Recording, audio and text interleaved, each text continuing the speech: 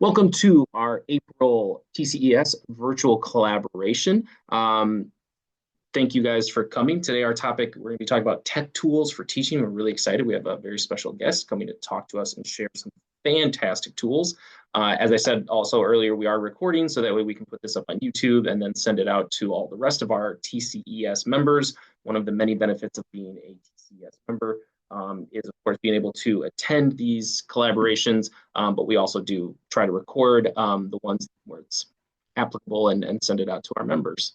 So our agenda is pretty light today. It's pretty simple. We'll do our little welcome and intro. We're going to have a presentation, teaching with tech, and then we'll do a quick idea share out. So we'll kind of together digest all the information that was given.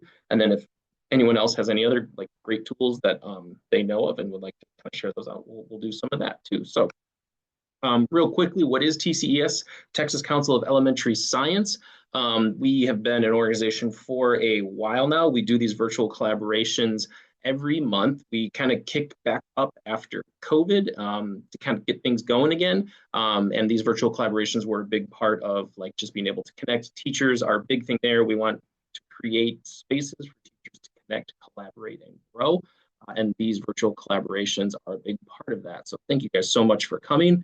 This is just a quick overview of our board here. And so all of these members you can see are we have really good representation across the whole state of Texas. We really do our best to try to touch all the corners of Texas and everything in between. So if you are interested in getting involved more heavily with TCES, we would love to have more people come on board. This is a really fun board, a really great group of people, just really dedicated science educators. So if you are interested, yeah, please we'll get in touch. We'll send an email. We'd love to have you come on and join our fun group. So today, as we said, our focus is going to be on teaching with tech. And so our special treat for today is we have Kelly Sanders, who is our ed tech guru. I just proclaimed that. I'm going to take the authority to name that. And so what she's going to do is I'm going to stop sharing my screen and make sure that she can share hers. And she's going to, so she works with Kelly in Northwest ISD. Kelly's on our board here at TCES. And so Kelly from Northwest, Kelly Sanders has so graciously agreed to kind of give us a walkthrough on some tools that she finds helpful. So with that, Kelly, I'm going to hand it over to you. And thank you so much for your time.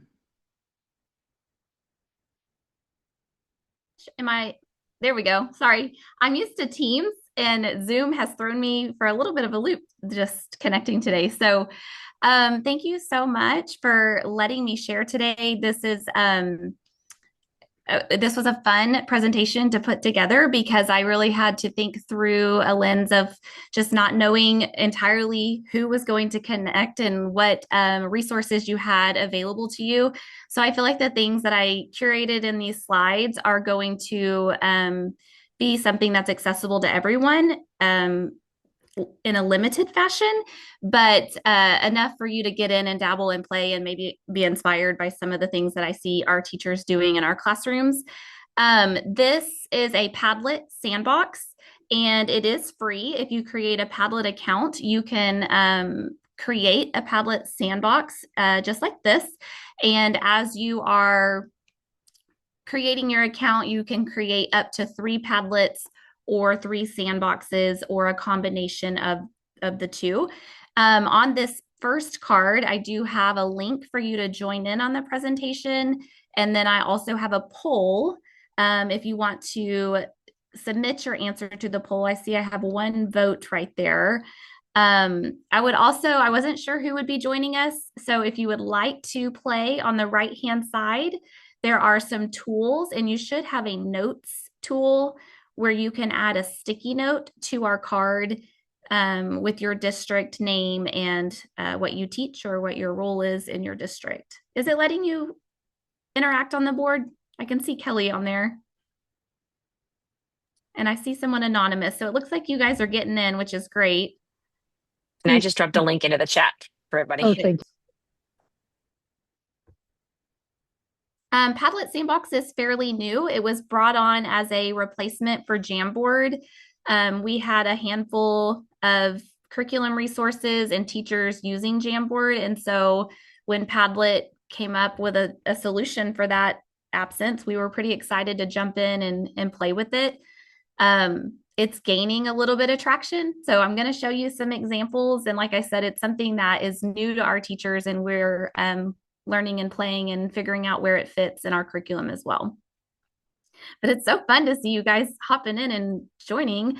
What's great about this poll that I've added here is I can actually show the results to the poll as I'm ready to move on. And so when students are interacting or answering questions in your Padlet sandbox, you will be able to have them participate and then close that poll to kind of share out those results as well. Over here on the left-hand side, you can see it looks very similar to Google Slides. And so they call each of these what we would call slides in Google cards, and you can add as many cards as necessary to your presentation. And each card has a 3-dot menu in the lower right-hand corner where you can change the permissions for the card. So right now, you guys have permission to write and contribute as a collaborator on this card of our sandbox. At any point, I can change that permission to make you a reader only, which would turn you into view only for that particular card. So this particular sandbox, I have some slides that I have you interacting with me on, and then some slides are just view only, full of resources for you to go back and revisit later. So I'm going to go ahead and show you again in this 3-dot menu. You also have the ability to change the background of any of these cards. So if I were to add a new card, just to kind of inspire before we jump into some examples, the backgrounds that Padlet has available to you are pretty impressive. Graphic organizers, ruled paper, bar graphs. There's even a blank hundreds chart down here that we've used in math. So any of these backgrounds can be placed for students to use. And then when you make that the background of the card, it becomes something that when you give them permission to write on it, they can draw or they can contribute to it however you want to direct that task. But we love the ability to create a Padlet sandbox that's templated and formatted with backgrounds and not necessarily having to do all the creating on our own. There are some other things that you can see in this menu too, like if you format a card a certain way, you can easily duplicate. But for the most part, sharing and permissions is one we find ourselves in a lot, and formatting that background can be found in that 3-dot menu. I'm going to delete that guy for us. Okay, so then getting into some ideas that are particular to science. This card, you'll notice you're not going to be able to draw on or click on or do anything to it because it's just a read-only slide. But these are kind of the things you can expect over the next few slides. I have some science-specific ideas, a few templates that our teachers are loving right now as they're prepping for various STAR tests. I do have a slide to have you contribute ideas for ways you can see Sandbox being used, and then some resources that'll serve as a good follow-up, because I know my time is just a little bit limited today and I didn't want to leave you on a cliffhanger, but there's lots of great resources for us to explore. So for science, some of the ones that we have shared with our teachers, ways that we've seen Sandbox being used. This example right here is the water cycle, but you could easily switch that out to be a life cycle of like we're studying chicks in first grade and butterflies in second grade. So the potential of something like this with just a plain sandbox for students to create on is pretty great.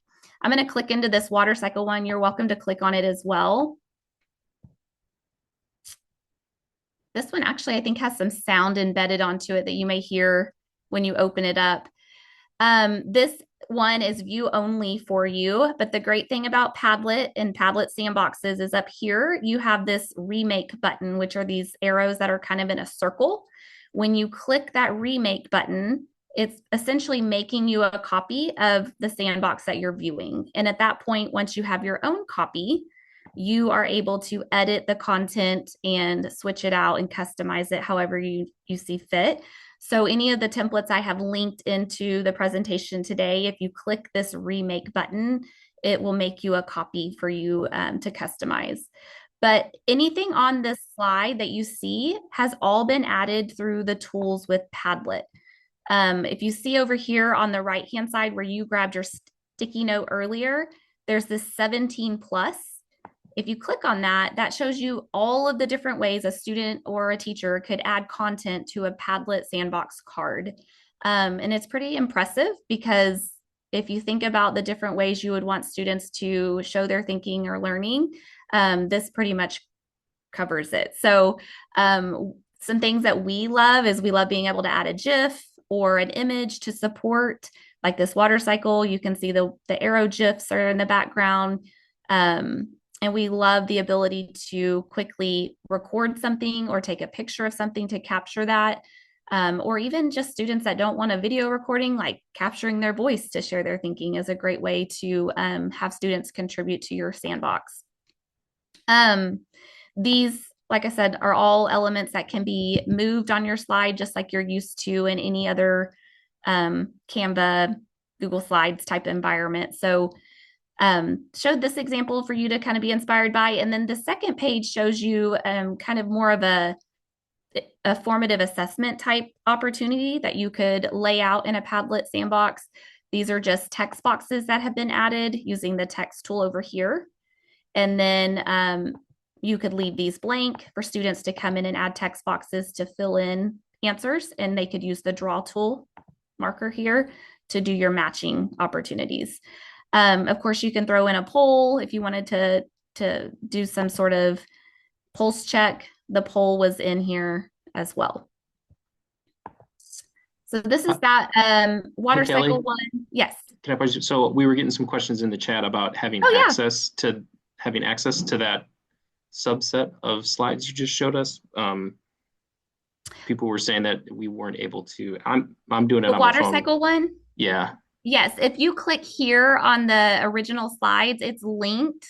It may show up a little bit above that graphic, but when you click on that, it should give you the view only version of that water cycle sandbox. Is it because we're not logged in under Northwest ISD? It shouldn't be because these are examples from the Padlet website, not our I can't teacher. get it either, and I'm in Northwest ISD. Like, it doesn't show me anything, that nothing pops up. Nothing's clickable. Is it because Oh, the no. page is read only? Didn't Will you you say do that me these? Will you do me a favor and click on play at the top of your, do you have the play and draw? Yeah. See if it'll let you click on it in play. Yeah, that's Okay. Oh, it is Picking up- very loud. Hello. So sorry. That's okay. That's okay. I primarily have been operating in draw mode because that's where you do all your editing and building. Yes. Some of the templates that I'll show you in a minute operate better in play mode because they're like a Jeopardy game or a Who Wants to Be a Millionaire template. Those would be ones that for sure you'd want to be in play mode because you're interacting and clicking on different things. Thank you for bringing that to my attention.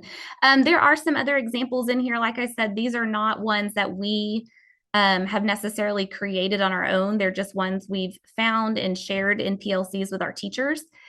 If you go to the Padlet website, I'm not sure how many of you use Padlet and your experiences with Padlet, but it's one we pay for in Northwest ISD, and it's one that we've seen. They have really grown and developed this tool a lot over the years as we've been purchasers of it. When you create your free account, you have this make button at the top, and a traditional Padlet is one that you may have added a sticky note to, or you may have done like a KWL type or a timeline or something like that. There's lots of great templates that you can explore here. Sandbox is now an option at the top of that page. When you click see examples, this is where I was able to grab a few examples to share with you today. And these are ones that we've also shared out with teachers because they cover a multitude of content. So there's great ELA examples, great science examples, math ones. Like, we were impressed with just being able to browse their gallery of samples. If you wanted to make one, then you just click on the blank sandbox and it's going to open up. I think the first one is kind of templated for you and it says my first sandbox. But if you click on one, you'll see that it will open up for sure, the second time you click on it, it will open up a blank one and it will kind of prompt you with some templates if you need some inspiration, or you can just use a blank card and start creating. Those templates, if you are like, oh man, I really want those templates to come back, you can find them again under change background. They should, I believe all of the ones you just saw should be found in this background menu as well. You can certainly upload your own and search for images, set them as backgrounds. You can do a lot when it comes to formatting the cards in Sandlot or Sandbox. Sandlot. Baseball's on the brain. Okay. The next slide in our main slide deck, these are two templates that we recently shared out with our teachers as a way to kind of make STAR prep a little bit more fun. Again, these both came from the Padlet Sandbox examples page that I showed you right on the Padlet homepage. So you can snag a template from there when you click on See Examples, or I've linked them here in the presentation, but you have to be in play mode to get them. This Who Wants to Be a Millionaire one, we did have a 5th grade science teacher from one of my schools make one for matter and I guess it was from matter and energy. And so what is awesome about this is you could take this exact one and share it out with your teachers and they could use it. When you start, it gives them a question and students choose their answer. And if they get it wrong, if you know anything about Who Wants to Be a Millionaire, you have to like answer questions consecutively correctly. And if you get it incorrect, then the game's over. So then you can play again tomorrow and let's see how far we can get. We got to question 2 today. Can we get to question 5 tomorrow?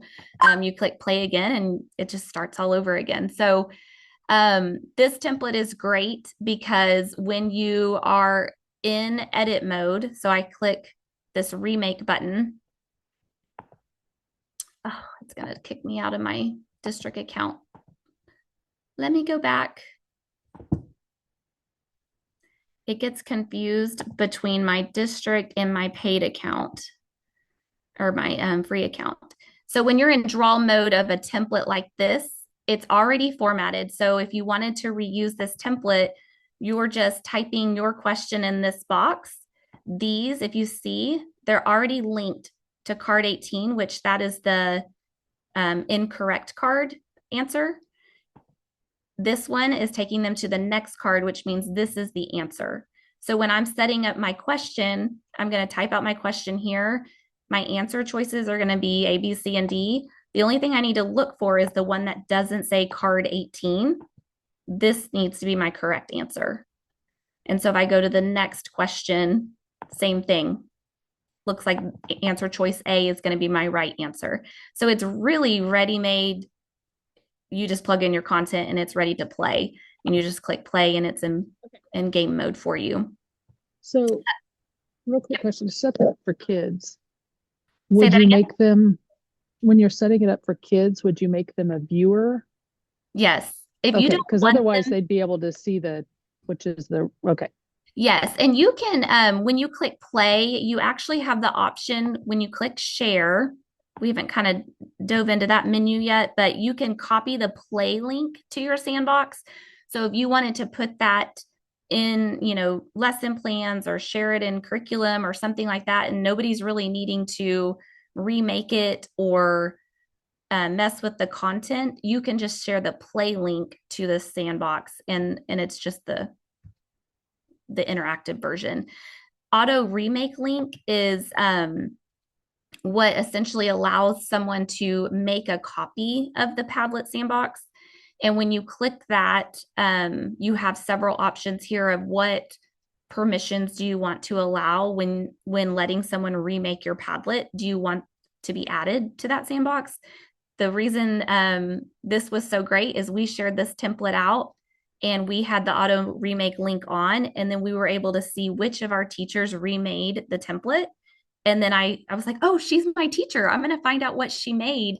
And then I found out she tweaked it for matter and energy. And I was like, hey, let me have that example. I want to share it with other people. So there's lots of controls in the settings of a Padlet. just a regular Padlet and a Padlet sandbox. And in our original slides on slide 6, I linked everything we share with teachers when it comes to sharing, creating, setting up your Padlet, because there are so many menus and so many specific settings that you'll want to kind of toggle and play with. One of them, for instance, when I click on this settings gear and I scroll all the way down, do you see where it says allowed tools? Right now, I think your only allowed tool was the note tool, correct? So on this slide, slide 5, I wanted you to kind of share ideas out of how you thought you could see Padlet Sandbox being used. So if I come in here to allowed tools and I deselect all and select all and save this, you may have to refresh, but now you should see access to all 17 tools on your right-hand navigation. And so on this slide, I wanted you to use the shape tool, which is this little guy, because if you use a shape tool and double click in your shape, it will wrap the text and it will grow the text box as large as your shape is. So it makes it a little bit easier to format text when you're typing in a shape box. I learned that in preparation for our meeting today. So you're welcome to add to this board. This is a example of a slide where I've given you writer permission again. So in draw mode, you're able to interact with my sandbox because you have writer permissions.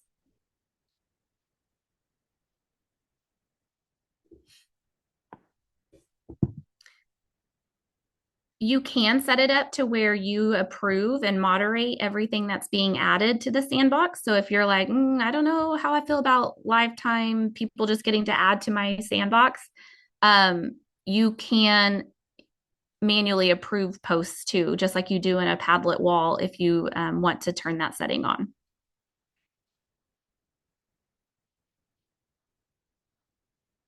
Oh, I love that someone was a Jamboard fan. It's been a good alternative, and they really capitalized on the fact that Jamboard went under. They were like, we're on it. So I think the tool is only going to get better. Another thing while you're working in that 3-dot menu, I can share the link to just this card. So if I wanted all of my students in my class to be building a food chain in a Padlet sandbox, but I only want Johnny to have slide 3 and I want Sally to have slide 4 and whoever to have slide 5, I can send what's called a breakout room link to a particular slide. And as a teacher, I can see everyone working on their individual slides, but the student only sees their slide. So that's pretty cool. That's under sharing and permissions. And I have a video linked for you to explain and share what that process looks like too. Okay, are you okay if we transition on? Like I said, slide 6 has lots of great resources in it for you to explore. A lot of these are webinars I watch in just my own time, just so I can continue to learn and be prepared. Because as soon as we share out a template like that millionaire one or an example of a way to make food chains on this sandbox, we have teachers that bite and they want to play. And so it's like, that's the best way to learn, is to watch these webinars. They do them monthly too, if you're wanting to sign up to learn more about a tool. Okay, so I wanted to end on showing you an AI tool that our teachers are, one of the AI tools that our teachers are loving and playing with right now. And it still is through Padlet, and currently it is free. I don't know what the future of Padlet TA looks like. It's brand new. It even says it's in beta still. But it's kind of like the most amazing teaching assistant that you could have at your fingertips. All of these things here are linked when you're in play mode. This will take you to a help article all about Padlet TA. This will take you to a YouTube playlist that shows you all of the tools we're going to look at in a second in detail, bite-sized videos, how to use them. But if you click on this middle guy, ta.padlet.com will take you to the Padlet TA website. It's a separate website from what we were just on, but still provided through Padlet. You can create and log in to your Padlet account if you have a free one in the upper right-hand corner. And just off the bat, what's super great is all of the work you do in Padlet TA stays over here on this left-hand side. So you can see I've played around with it a lot and used it with teachers. I can view all and see all the way back to when I first started using it, all of the results and things that I've generated. So it's a really fun tool to play around and be inspired, but also will be a very good teaching assistant too. In our district, I know we have a lot of we have the Savvis Read About It text that our teachers are using and sharing with students, but there's not necessarily like a comprehension check or multiple choice check or any kind of way to like assess that maybe the reading that students, sometimes you just need them to have some sort of end product, right, after they complete a task. So one of my teachers was using a different tool to generate kind of a guided notes document that students would interact with while they're reading. And the tool wasn't working one day. So I said, hey, send me the Read About It text that you're working with. I have another idea. So I clicked on worksheet in Padlet TA. She's a fourth grade teacher and they were learning about fossils. And then I said, create a guided notes document for this text.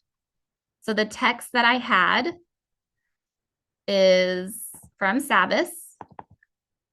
I'll show you what it looks like so you can see if, you know, it might be something similar to what you have access to as well. We had that PDF and we were able to pick the file from where it was saved on the teacher's desktop. And then we just click this arrow.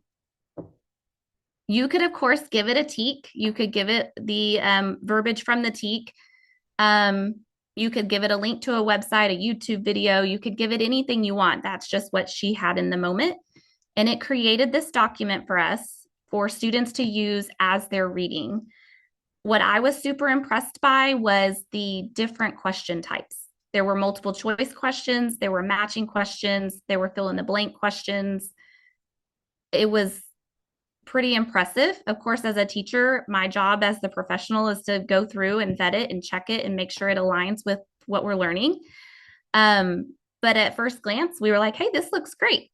So then you come up here to export and you have options to put it into a Google Form quiz, which will set an answer key and make it ready to go assigned for students.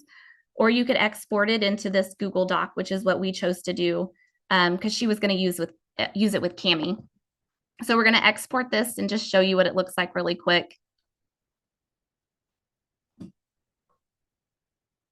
Takes it a second, but it puts it into a Google Doc that at this point I could come in. Maybe I need to tweak a question. Maybe I need to delete a question or ask it in a different way. But it puts it in a pretty usable format from the get-go. The only thing I might do, for sure would do, is come down here and delete my answer key, right? But for a teacher that didn't have anything, she had text and needed something to go with it to check for understanding, it made that process so much easier for them. And it makes it super easy to differentiate too, because I could come back to this Padlet TA page and I could say, okay, I need one that's more on a second grade level. Using that same text, I could regenerate and get a different version of that worksheet on a different working level based on the needs of my students. So it's a little bit simpler text, but it's still using the same PDF. So the content is the same, but maybe how it's asking the question or the task it's asking the student to do is different. So for differentiation, for extensions, for, oh, I'm going to be out today, I need something to hold them accountable while I'm out, and they read this text, we loved how easy this worksheet tool was. There are so many other tools that I would encourage you to play with on here. The QR code and the short link that were on the front page of my slides today both came from Padlet TA. So that teach.link and this QR code, I used the link generator and QR code generator from here. Class activities, super great. I'm running out of time, but I wanted to show you that if I took that same file for fossils, and it's still fourth grade reading material, maybe I just need some ideas of like, what can we do to enhance what we're learning about fossils? I'm just going to leave it as roughly 15 minutes. What I love about this is it's going to give me some ideas to do with my students to lift up our learning about fossils. And it's going to differentiate it for me as a teacher. Is it low prep, medium prep, high prep? How many days does it take? How many class periods does it take? And I can kind of pick and choose from a menu of ideas that would support what we're learning about with fossils. So again, just to inspire or extend or reteach something in a different way, I love how this Padlet TA has worked to give our teachers just something like something more they can do to enhance something they're already teaching. So I, on our slides, have, like I said, linked some more ways to learn about Padlet TA here. And then I have also linked or put my contact information for you to email me if you have questions about any of the Padlet things I've shared today. And I linked our amazing IT resources site because this GIF right here just shows you all of the tools that we support in our district. And every one of these pages on the digital learning tools site will show you trainings we've offered and tutorials and resources we've created for our teachers to use these tools in their classrooms. So I know I talked fast, but I hope this information is helpful and inspiring and maybe something that can lead to something great in your classrooms too. Well, I'll say yes. Let me just answer for the group. Pretty certain that the answer is uniformly yes. Kelly, thank you so much for your time. This was just like super. I will speak for the group, but A I lot did to not digest, know. I know. Yeah, I did not know that Padlet. I mean, the last time I used Padlet, it looked like a cork board, and we had just different colors of notepads. And I was like, okay, I guess. But it seems like they've been busy over there. They have. We've been super impressed. And like I said, it's a tool that we pay for. So I'm super grateful for that. But it is one that you are limited to your 3, but you can create and delete and it frees up a spot. So you could share with teammates. You could collaboratively be like, hey, I'll create this sandbox. You create that sandbox and leverage those 3 free ones across your teammates accordingly. And I mean, I think you could stretch it in a really good way too. But thank you so much for inviting me and having me. And Kelly, would you do me a favor and go back to your card 5? yes. Because this is something I learned a little while ago, that if you highlight the comments people have made, like put them in a box, like Yes. drag a box around them. You got to grab multiple ones. Sorry. Oh, I think. Like, have you ever done the thing where you can group them? Yes. Yes. That's pretty so if you great guys too. have never seen this for PD, it's incredible because people can put their comments and then you got to get more than 2 probably because they may not have a lot in common, but it'll categorize them and it'll tell you what Padlet AI. Yeah. So like if you grab the 2 with Jamboard would probably be put together. We don't have a lot of comments here, but it would, like when she does group, I don't know if it works the same way as it does on, I know Canva for sure, Canva whiteboards. Oh, maybe it's Canva that. I don't know if this one is doing that same, but I know what you're talking about. Okay. Canva whiteboard's awesome it's for that. Canva. Okay, it's Canva. Never mind. Oh, it didn't like me doing that. Okay, I'm so Yeah, it sorry. doesn't I like have the group to here. hop off and get my middle schooler, but again, please don't hesitate to reach out to me, and thank you so much for inviting me. No, thank you. Absolutely. I'll jump back and share my screen. Thank Bye, you, Sanders. Kelly. You're awesome. Thank you. Bye. Thanks. Okay. I thought the only like or a solution that people had come up to Padlet was Figma, which I had seen that one, but it's so overwhelming for our teachers to learn that I like that this one is very similar to the Padlet stuff or to the Jamboard stuff that they're used to. I just appreciate the ability to change permissions from card to card to card instead of like everybody can edit all over this document. I, as the owner, can choose exactly where I want you, said student, to edit. That's pretty impressive. Yeah, and I had that question thinking about as like a district person, how do I create one? I love the in the Google Slides where you do the force a copy, like because I don't want you messing with my work. Uh, so I was going to ask that, but it seems like they've of course thought through all that and they have that, the remix link or whatever. That was cool. So the thing I thought is, has anyone looked at Nearpod lately? I bring it up having not looked at it in a while, but it seems because I know that they're building out their product. The big thing with Nearpod, I think, is they might have been the first ones to do the whole like what the teacher projects goes to the kid's screen, and then when the teacher hits next, it goes next on the kid's screen type of functionality, kind of like forcing to like the kids can only see what you want them to kind of see, basically. So I was going to ask, I don't know if anyone's been using Nearpod in a similar way, because I know some teachers, like with our program that we have HMH, and it's kind of similar. Like the teacher projects on her screen, and then the kids have their screen up, and they kind of follow along. And one of the concerns early was, well, we want it to be where the teacher hits next, and it automatically goes to the kids' devices to go to the next, because otherwise the kids are just going to be clicking through. Um, but I don't know. Has anyone used or had any success with Nearpod comparatively? I haven't used We Nearpod lately, but we used Pear Deck, That's what we use. which Pear Deck is very, Fair. very similar to Nearpod. I think Mhm. like it's almost the same anymore.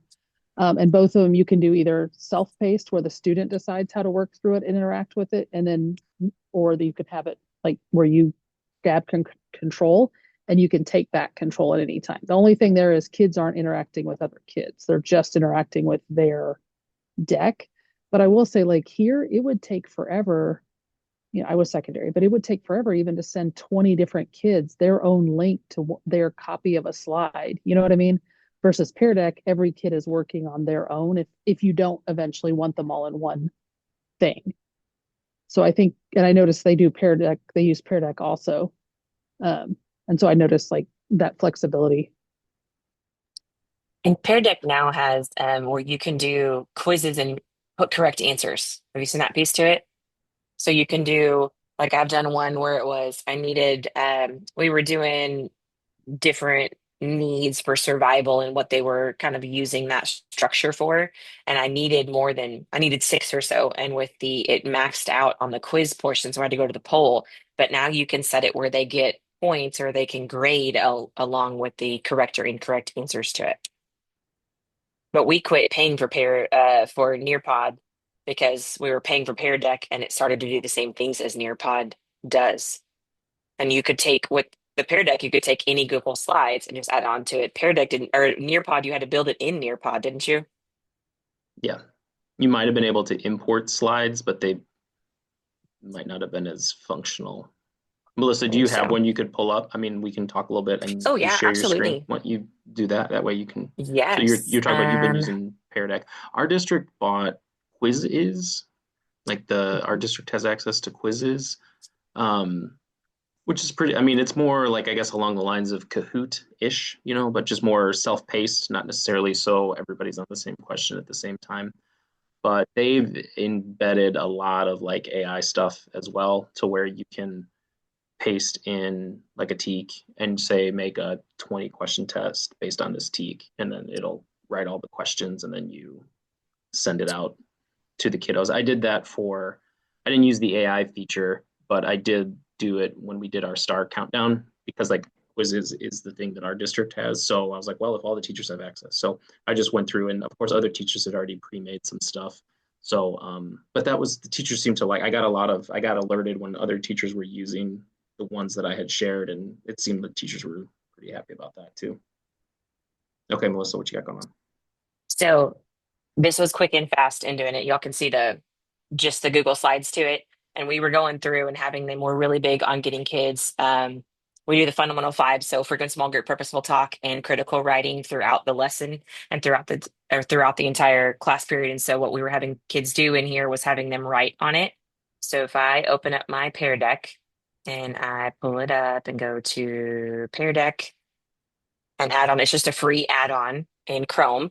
There's a couple different versions of it, but I can start my lesson. Let me know if y'all see a screen screen. Mhm. So there's practice mode, and now there's the graded mode for if you have the right or wrong ones.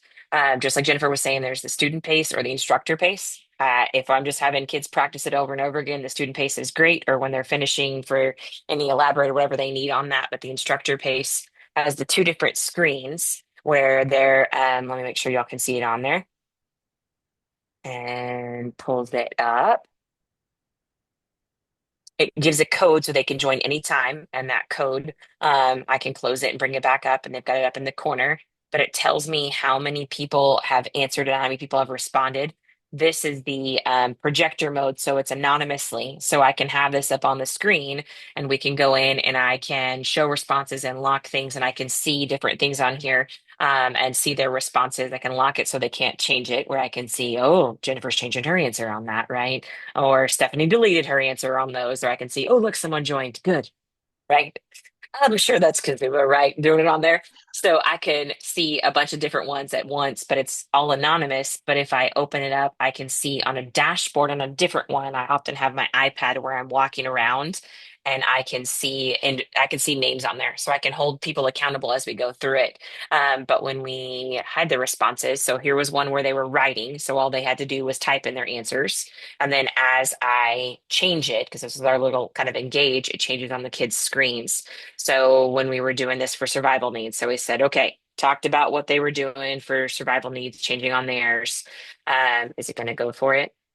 So here was our little thing. So this one, they had to go through, and this was multiple choice. So the kids saw on their answers, they saw, can you answer that one for me if you're still in it? We would see, there it is. So I needed a lot of different options on there. And so we could see what kids were picking from. And as Mhm. long as they could defend their answer, we were like, that's fine. So in here, what I was looking for was them. This was about looking for and, having for that reproductive for that mate. So we could go through and kind of see it reproducing successfully. And what does that mean? But we hadn't taught, we were just seeing what the kids knew at this point. And so it would go through and we would look at oh, there it is. And then for the next one, what were they doing? And so they had a paper on their desk that was what those kind of cheat sheets were for it, but I could see but we had some of them that on some of the kids had different answers. They were saying, well, that's for them to get energy to do. Now that one obviously was conserve energy. But we were controlling the kids' screens as we were going along and seeing those different things. So like what's one of the ones that you gonna work for me? You gonna go? Oh, it's going backwards. Oh, the plants. Where'd the other ones go? Did that teach once again when you let people have access to your stuff, they delete slides on there. So we talked about what was this for, and the animals or the plant survival and kind of go different things. So this one actually, I think they had different answers on it. So what survival need were they trying to meet and stuff? And when we could end it. And I love doing it with my teachers because when I do it with my teachers at anything, when I end it, I can actually end session and then I can generate takeaways. And it automatically, because they had to log in and because they logged in with their Gmail or because we had it set that way, they automatically get a PDF with their answers on it. So they automatically get what their responses were. So my teachers walk away with what information did I share with them on those. I was going I to say, don't know. Melissa, a couple other Mhm. things about Pear Deck is you don't Yeah. have to share. You can actually set it up to force a copy of the Google Slides on which Pear Deck is built. So if you're putting this in your curriculum, Yep. you could either make them viewers, you could have them Yep. use it as a template, which is actually my favorite because then they get to see it before they have to, like, I don't know if you've ever done Absolutely. that, Rocco. Instead of force a copy, to set it up to share as a template and then they can see it, but Yeah. they can't edit yours, but they can make a copy of it. So when you share it that way, I think it's under share. When I don't I remember copy where. this link, I don't know if you can see it, and I'm just going to put it in here so y'all can see it big because this one's already screwed up and I need to go back and do it. If I just Yeah, change off this last part to copy, yeah. then when I send them that link, it automatically forces a copy. I think you sent us one like that the other day, Rocco. What I was having and how to do it was For some reason, and if you people can fix this for me, all of my slides and my docs and stuff was not allowing some of my teachers to create a copy unless they were an editor. Yeah, you have to allow that so go to So share yeah, When I click went on to share that, itself. and I don't know if you can still instead see of it, and I go to my restrict. settings. No, it's not that. Go over No, when it says on restricted. You can do No, usually I put it anyone. on this one. That should do it Usually if I you're put it doing on the that, force a but copy. that Yeah. means and students can see it either. yes, yeah, Yeah, students but can I see think it too. you do have to have it set up that way. Yeah, He's right. It is in the share. yeah. Um, So, but we've had but yeah, my team look at it, and that's they still don't understand why half my stuff the teachers can't make a copy of it. Hmm. that is weird. I Yeah. wouldn't give him edit access. I'll be honest. You'd be hard pressed to get that from me. The one thing I will say about Pear Deck that I really loved my last year in the classroom, or actually last 3 years, you can actually have someone be your collaborator. Once you launch Pear Deck, you can have a co-teacher. So like if you have a teacher in the room with you, then they can see the student responses also, and they can control the deck also. So they get all the rights that you have. Is so you have to invite a co-teacher, and then you like have to share the link with them, but then they can do everything. And so my sped person that was in the room, if she wanted to see how her kids were doing, she had her laptop up like in the back, like on a podium, and she could walk by and see what they were doing and know immediately who needed assistance, or my ESL assistant, whoever I had in the room with me. And we found that especially during COVID when we were virtually teaching, because you've got, like I'm at my house, this other guy's at his house, like I'd never even met him and we were teaching class together.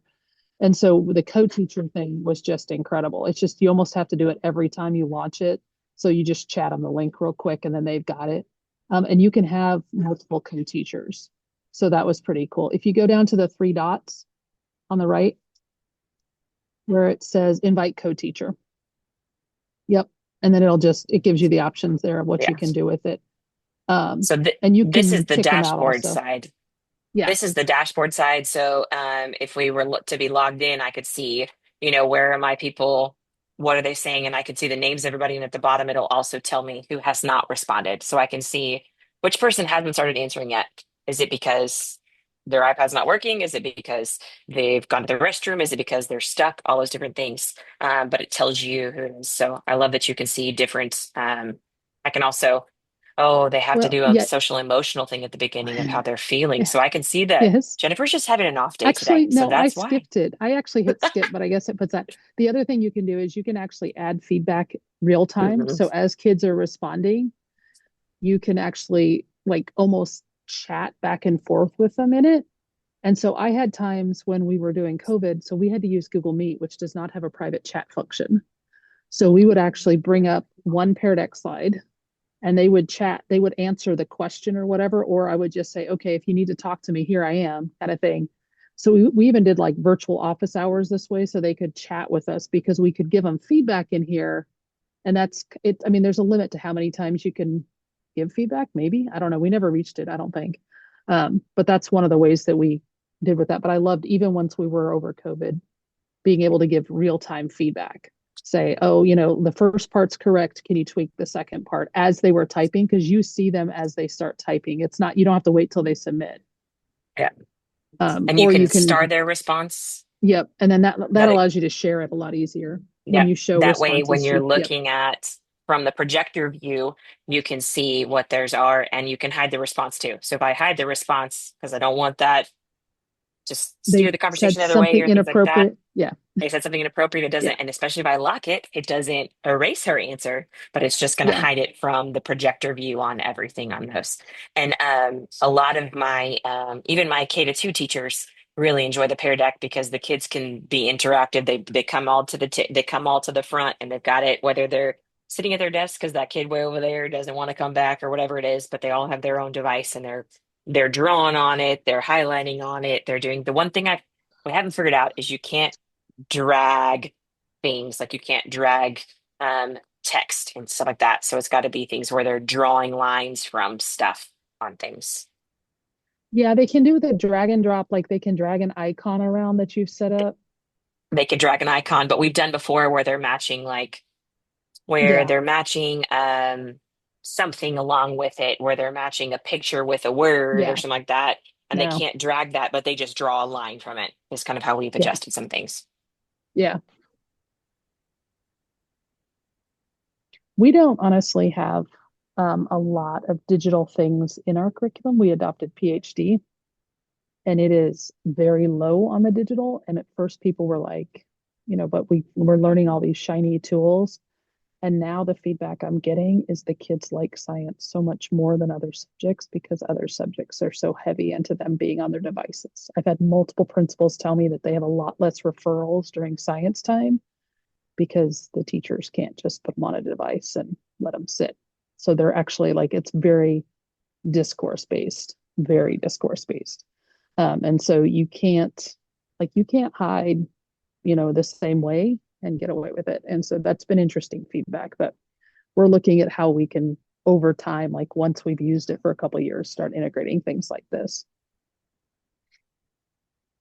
Yeah, I think that's a good like next conversation is looking at all these new amazing digital tools. And as we talk about AI in our next meeting, and looking at its, I don't want to say rightful place, but at its most appropriate place, because we have our adopted, because I was going to ask Melissa, like that slide deck, was that from your adopted resource or is that something you curated or um No, it's not from our adopted resource. We were just trying to look at some sort of kind of it was an engage for the teacher for her to kind of figure out what the kids already knew on things. So she had something similar, and that was just pictures and for them to talk to. So we made instead of just slides for them to sit there and go, well, I think it's this.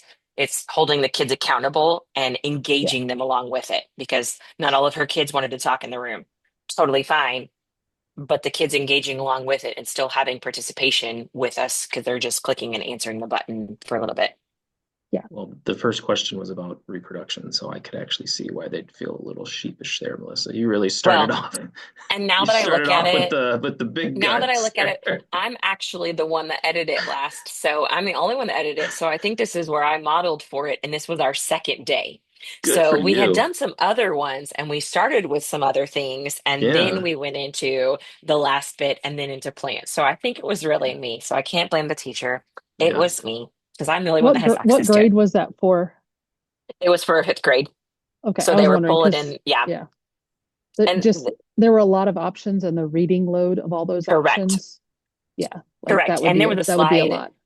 there was a slide that I skipped that was, and we also gave them a chance to talk in groups and they could Yeah. talk in a group. They did not have to put the same answer as their partners or their table mates, but they at least were discussing it. But one of the slides I had skipped was a sheet that had, it was actually from an activity that I had done from Think Big Learning that was there. That was the different needs that they were trying to meet and had a brief little explanation of each one. So they had a cheat sheet on their desk that they were already looking at and they had already done, I mean, they did nine or so for the animals, so they knew already what the options were. Okay. Yeah, no, it was not a quick fast thing. It was quick And for we me when I didn't was jump trying off to with do it. reproduction. Yeah. You kept switching slides, and I was like, no. I was trying to go quick on things and it didn't help that they couldn't see all the answers. So I was trying to go to it so they could see the options on I it. know. But that one I couldn't have made in the graded portion where you can set a correct answer for it and it locks them in. It says, like, all right, here's what you're going to do. Do you want to submit that answer? And it submits it and tells them if they're right or wrong on that. With the right or wrong, I don't think it let me go past six options. So I had to do it as a poll Okay. question in there where they could do that. Yeah. Um, okay, let me pause us as we kind of finished up. Okay, so this was super helpful and super like just I learned so much today. And I think I really do think that's the thing I think maybe to chew on and leave us on is that these tools, like name the tool, it's great and it's new and they're all embedding AI and they're all embedding these great, fabulous things. But I think just the intentionality, I think for most of us with the resources that we've adopted, we kind of want to send the message that that is our starting point. So I think those are good conversations to have with, whether you're a classroom teacher or whether you're like a district level science coordinator, just looking at like, yes, these tools are fantastic, but how are we making sure that it's not like a replacement for the lessons that that we're still following that phenomena based. If you're, most of them doing some type of 5E, that we're not just saying the kids are coming through every day and doing a Padlet. I mean, you can incorporate it probably into other things, because I even think like the reader, right? So every resource has some type of thing the kids read. Yeah, that's a good spot that you could maybe put that into a tool like Padlet, and then like there's like a lot of synergy there. I guess maybe that's the word I'm looking for. Is like, as we're thinking about all these great new tools, how do we think of them through the lens of having synergy with whatever resource that we've adopted, so that it doesn't turn into like a replacement, or where the teachers say, oh, it's so much easier if I just have AI create the slide deck, and then I'll throw the slide deck through Pear Deck, and then we'll do the Pear Deck through the slide deck, and all that, right? And then all of a sudden we're never using the adopted resources, the resources that we've paid lots of money for in terms of districts. So I think that's a good conversation to have and think through, because there's just a ton out there now. So I highly recommend finding a group, a cohort of teachers or people, colleagues that you can kind of chew on these questions with, of, obviously digesting all of these great tools, but then thinking, like I said, with super intentionality of how we deliver these and how the kids are using them and interacting with them, so as not to take over that space, right?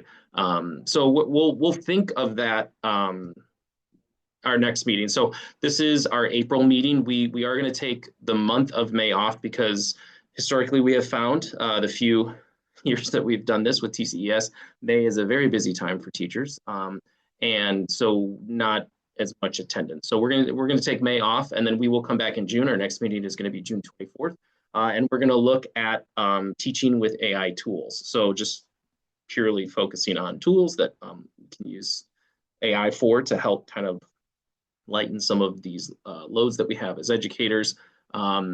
And so that'll be our topic of conversation. So it'll be very similar format. We'll have some sort of more official presentation. We'll kind of introduce some tools, and then we'll do small groups or just whole group breakout to share out what, if maybe people are using AI now and they've got some good use cases with it.